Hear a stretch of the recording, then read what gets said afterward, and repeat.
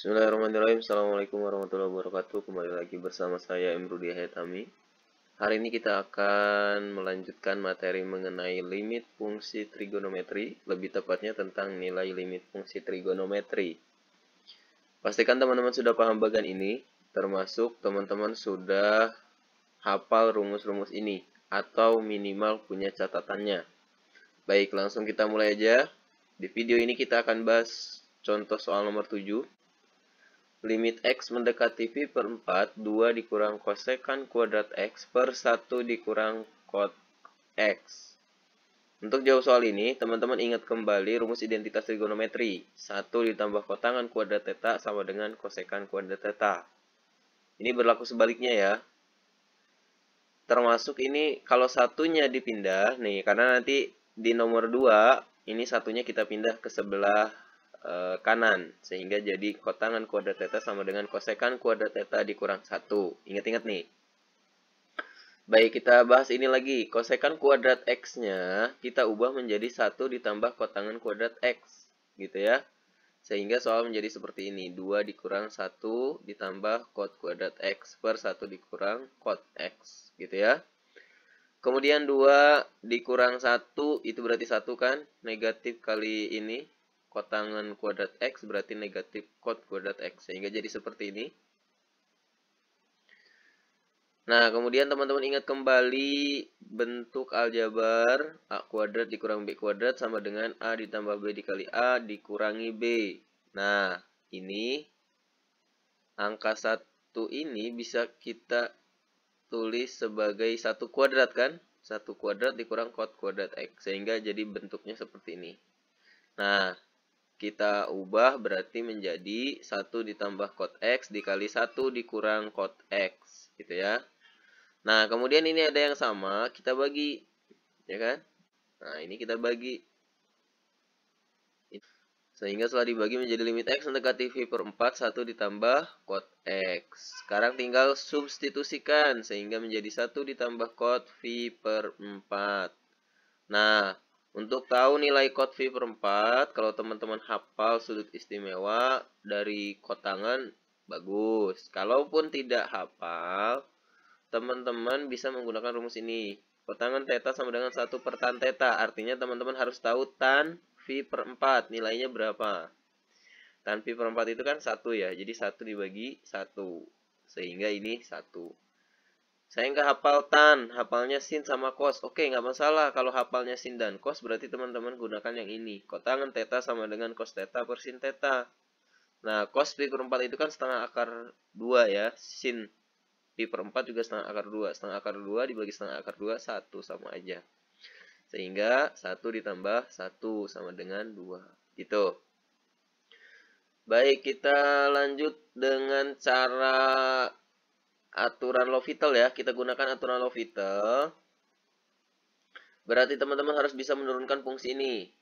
Ya, dan karena ini bentuknya kuadrat, ini rumus untuk turunan dalam bentuk kuadrat, y sama dengan fx pangkat n. Berarti turunannya n dikali fx pangkat n dikurang 1 dikali f aksen x. Oke, jadi kita turunkan ini turunan dari 2 kan 0. Kemudian ini 2 itu sebagai n, berarti kita kalikan ke depan. Sehingga menjadi 2, kemudian kosekan pangkat 2 dikurang 1 kan. Sehingga jadi kosekan x. Dikali turunan dari kosekan x itu adalah negatif kosekan x dikali kotangan x. Nah, sehingga ini negatifnya hilang gitu. Yang ini nih. Sehingga di sini kita tulis positif karena negatif yang di sini nggak ditulis. Gitu ya. Kemudian per 1 dikurang kotangan x. Nah, turunan dari kotangan x itu adalah negatif kosekan kuadrat x. Sehingga ini negatifnya hilang juga. Jadi di sini positif. Kemudian ini kosekan x dikali kosekan x sama aja dengan kosekan kuadrat kan. Jadi ini kita bisa bagi dengan yang ini. Sehingga menjadi limit x mendekati V per 4, 2 cot x. Tinggal substitusi. Jadi 2 cot V per 4. Tadi V per 4 itu 1 ya.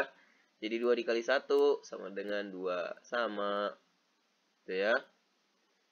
Kita lanjut ke soal nomor 8. Limit X mendekati V per 2, X kotangan kuadrat X per 1 dikurang sin X. Ingat yang tadi saya bilang ya.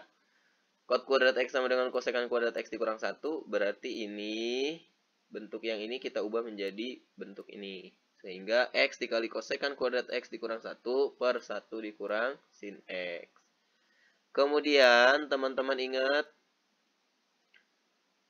A kuadrat dikurang B kuadrat sama dengan A ditambah B dikali A dikurangi B.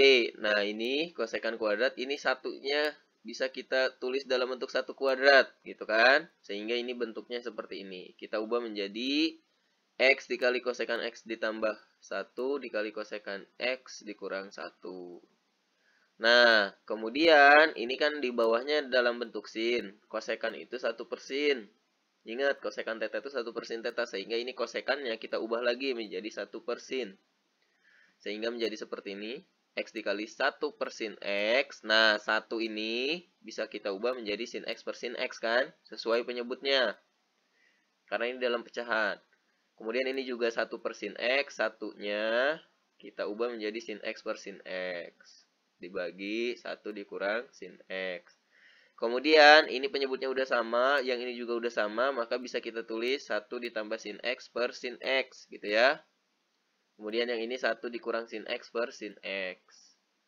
Nah, karena ini atasnya ada pecahan dibagi lagi, otomatis yang ini kita kalikan dengan penyebut, kan gitu ya.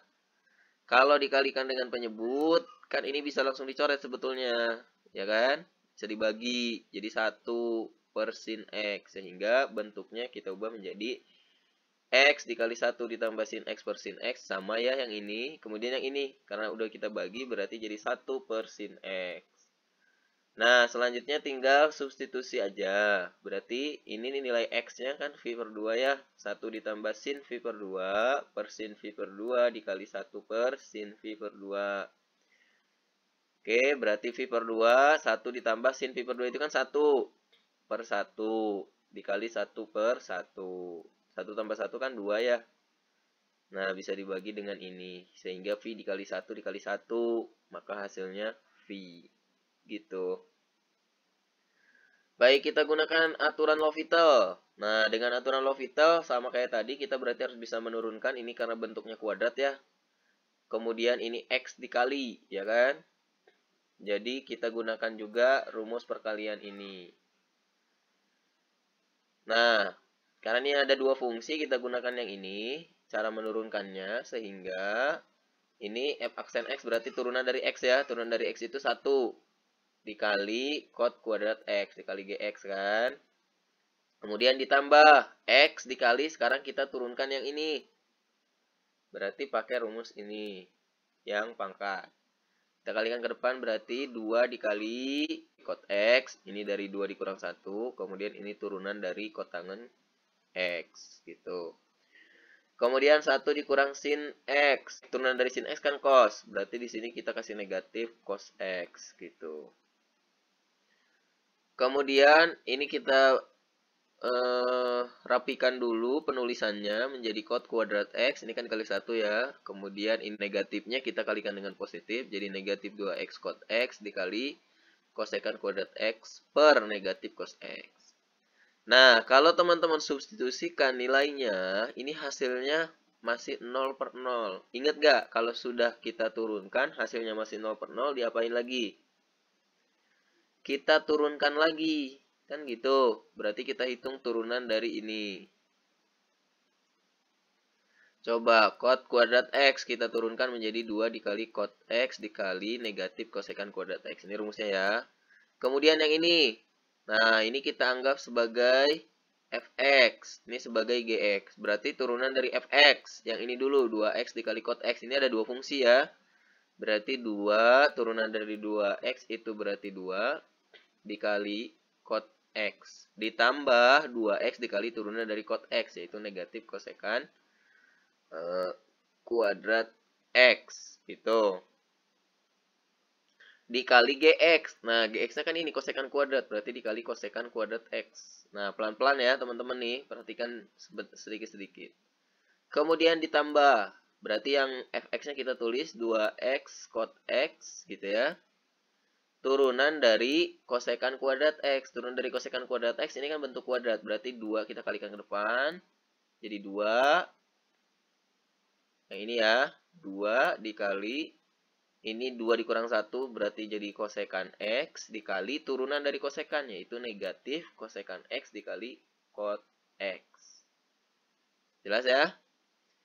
Nah, turunan dari cos x itu adalah negatif sin x. Di sini ada negatif, sehingga di sini positif. Jadi sin x.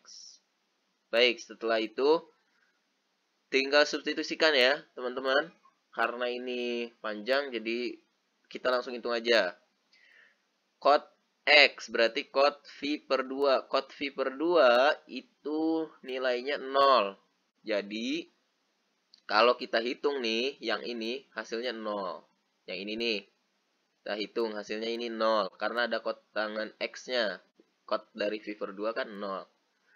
Kemudian dikurang 2 dikali ini juga ada kotnya. Berarti yang ini jadi 0. Ya.